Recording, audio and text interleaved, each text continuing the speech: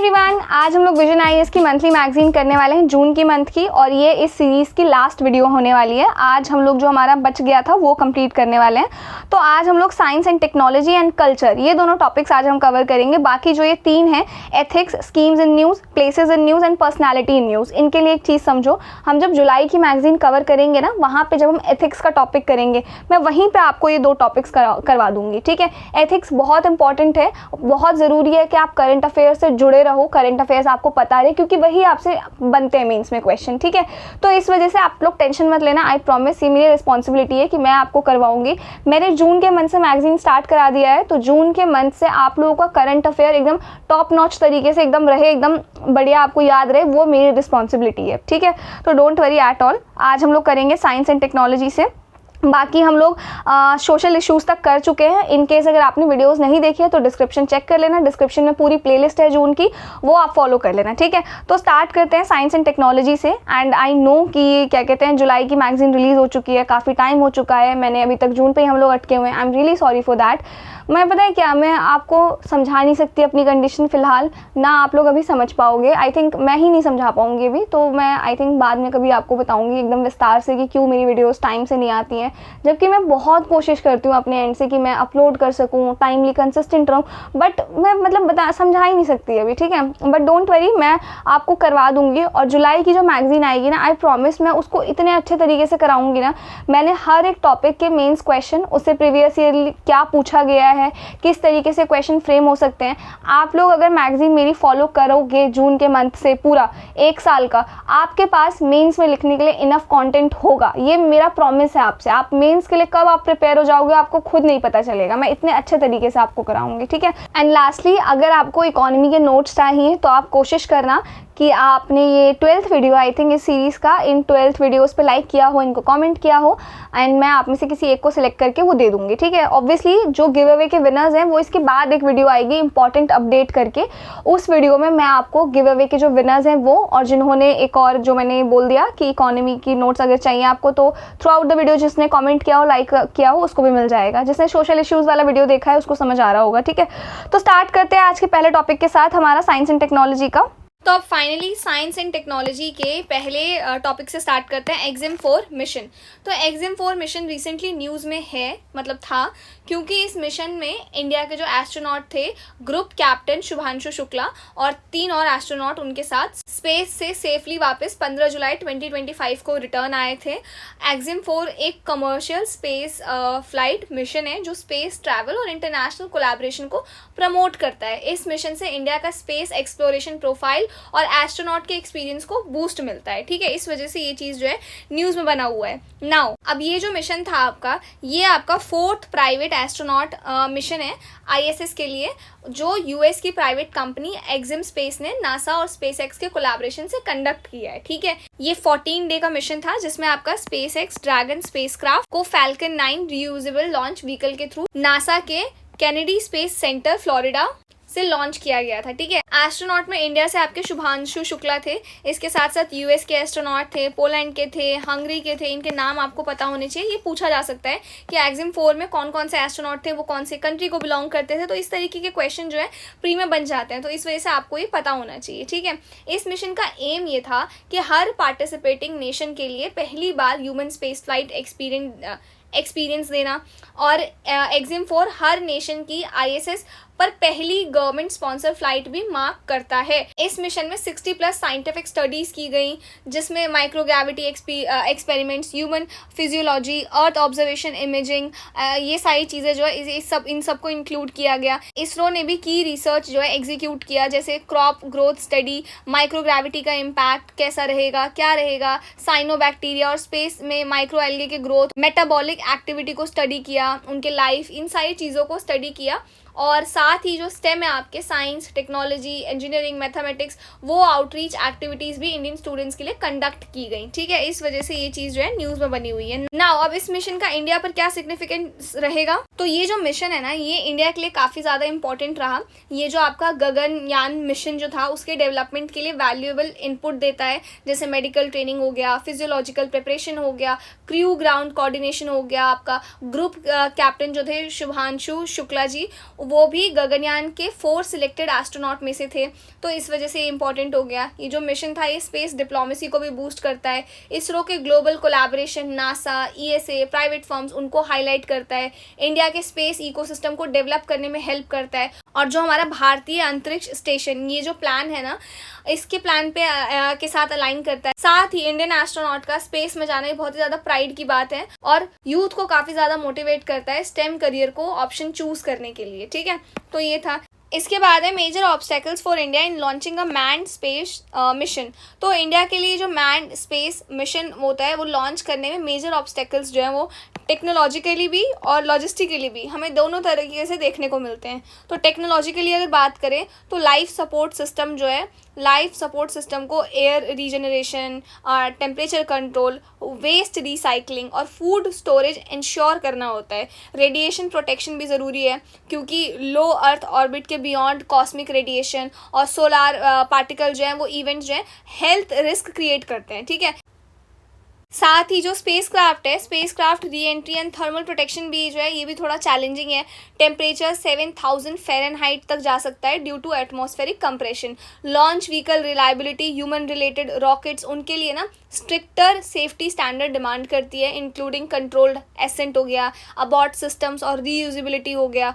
Logistically अगर बात की जाए तो हायर कॉस्ट होता है इसका क्योंकि रॉबस्ट इकोसिस्टम चाहिए उनको, लॉन्च पैड्स चाहिए, टेस्टिंग फैसिलिटी चाहिए, ट्रैकिंग स्टेशंस चाहिए। तो एस्ट्रोनॉट्स को रिगरस फिजिकल, फिजियोलॉजिकल और टेक्निकल ट्रेनिंग भी लेनी पड़ती है और लॉन्ग टर्म मिशन के लिए फिजियोलॉजिकल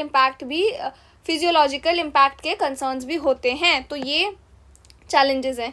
इसके बाद आ जाओ इंटरनेशनल स्पेस स्टेशन ISS, जो मैंने आपको ऊपर यहाँ पे समझाया था ISS के बारे में, वो पढ़ते हैं ISS एग्जैक्टली है क्या। तो ये जो ISS है आपका, ये एक हैबिटेबल आर्टिफिशियल सैटेलाइट है जो लो अर्थ ऑर्बिट 370 से लेके 460 किलोमीटर में है। ISS के की पार्टनर्स हैं आपके ESA यूरोप, नासा USA से, जेक्सा आपका जापान से, CSA कनाडा से एंड रशिया का रॉसकॉस्मोस, ठीक है। तो ये है और ये अर्थ के अराउंड 28,000 किलोमीटर पर आवर की स्पीड से ऑर्बिट करता है। ये ऑर्बिट 90 मिनट्स में कंप्लीट होता है और 90% इनहैबिटेड अर्थ के अपर फ्लाई कर सकता है, ठीक है।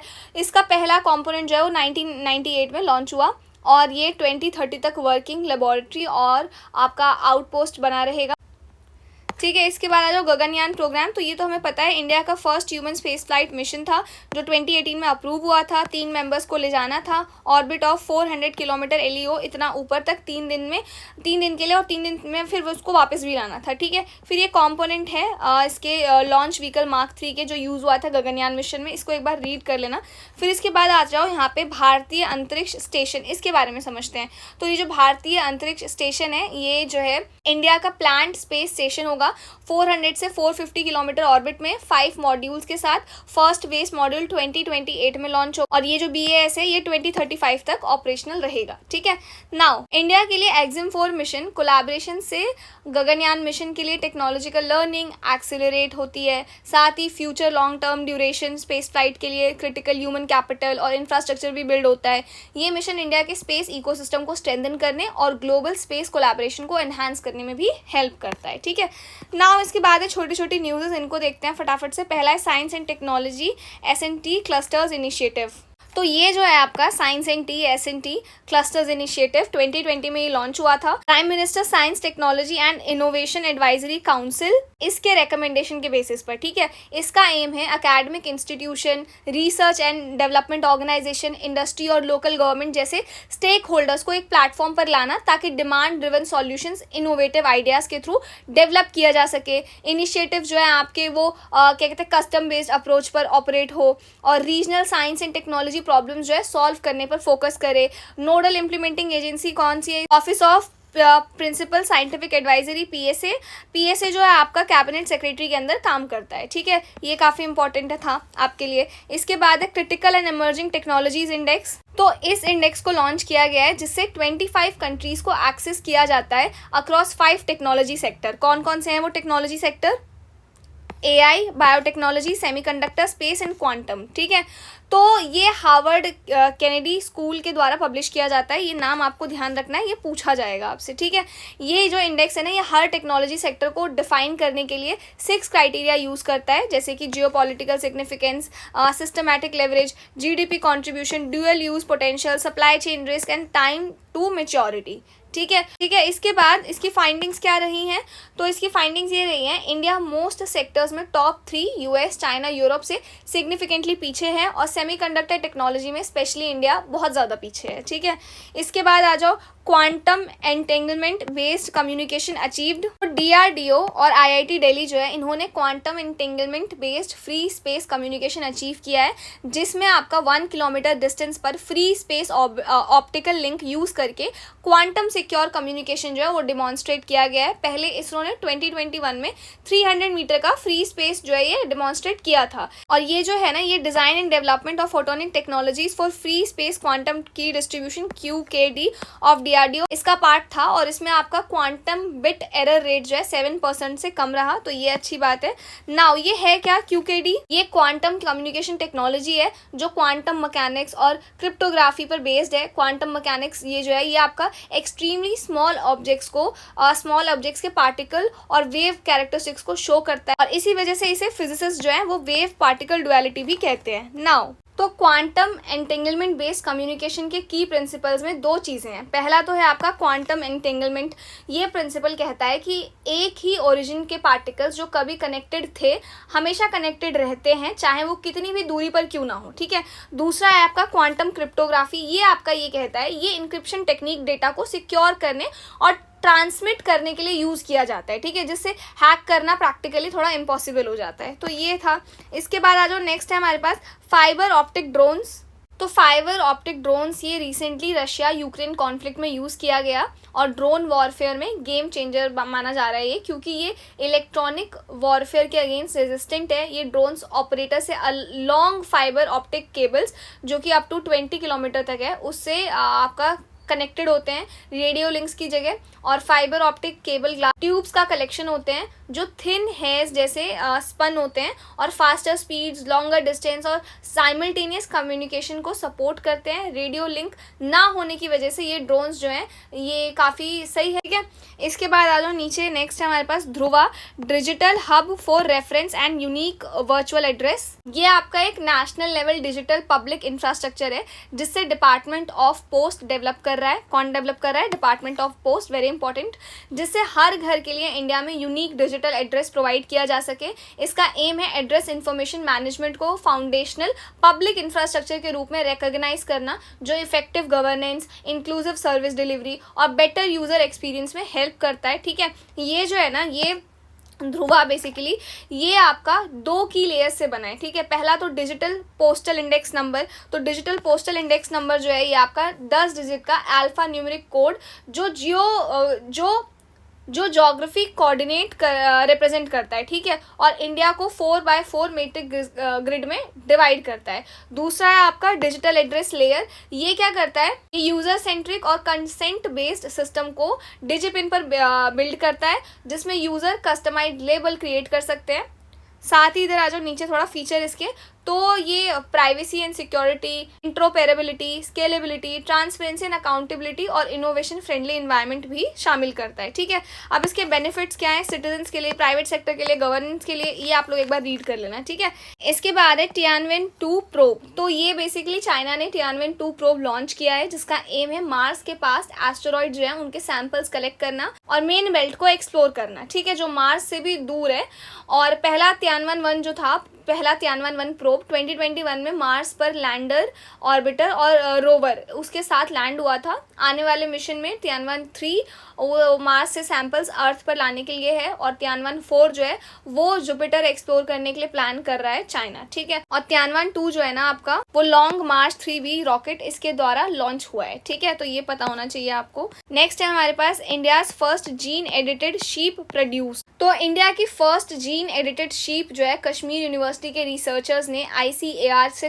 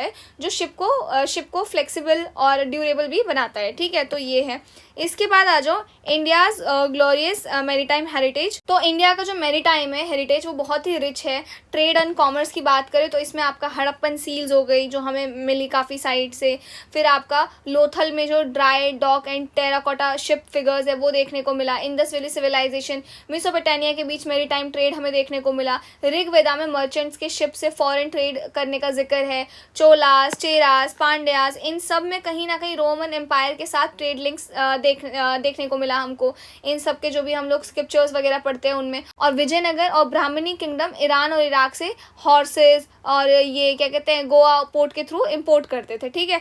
फिर कल्चरल डिफ्यूजन की अगर बात करें तो जो अशोका के जो चिल्ड्रन थे आपके महेंद्र एंड डॉटर संघमित्रा, इन्होंने क्या किया था, इन्होंने आपका सेलन गए थे, ये लोग बुद्धिज्म स्प्रेड किया था इन्होंने, मैरीटाइम कॉन्क्वेस्ट और ट्रेड साउथ ईस्ट एशिया में इंडियन रीजन्स के थ्रू, आर्किटेक्चर लैंग्वेजेस वगैरह को इन्होंने स्प्रेड किया था, ठीक है। फिर naval progress and maritime knowledge की अगर बात करें तो इसमें मगध नेवी वर्ल्ड की पहली रिकॉर्डेड नेवल फोर्स मानी जाती है। चाणक्य के अर्थशास्त्र में नेवल वॉरफेयर डिपार्टमेंट का जिक्र है, ठीक है, ये आप लोग एक बार पढ़ लेना। फिर मैरीटाइम डिप्लोमेसी की अगर बात की जाए तो मेघवर्मा श्रीलंका से समुद्रगुप्त से परमिशन मांगी थी उन्होंने बुद्धिस्ट टेम्पल गया में बनाने के लिए। और आपका साइलेंद्र डायनेस्टी ने